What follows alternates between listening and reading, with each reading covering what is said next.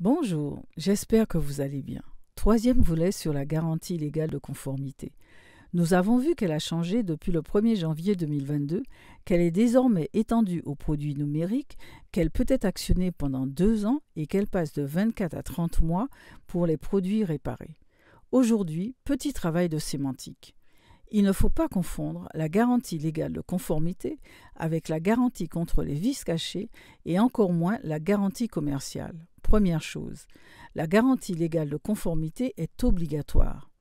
La garantie commerciale, elle, est souvent désignée par des expressions de type garantie 2 ans, garantie constructeur, garantie fabricant, etc. La garantie commerciale est facultative, sa durée et ce qu'elle recouvre, par exemple pièces et main-d'œuvre, etc., est librement définie par le commerçant.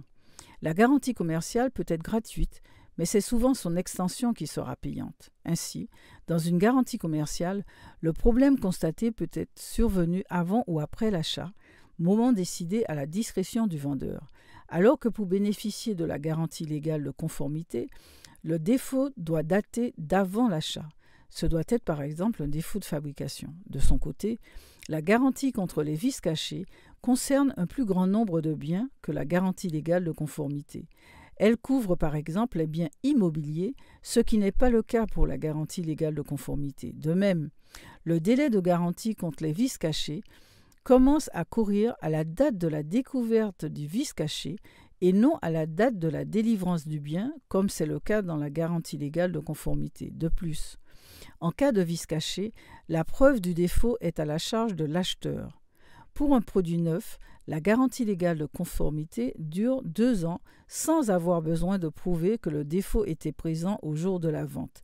C'est ce qu'on appelle la présomption d'antériorité des défauts, protégeant le consommateur dans le cadre de la garantie légale. En revanche, pour les biens d'occasion, la durée de présomption d'antériorité pour les défauts est de 12 mois.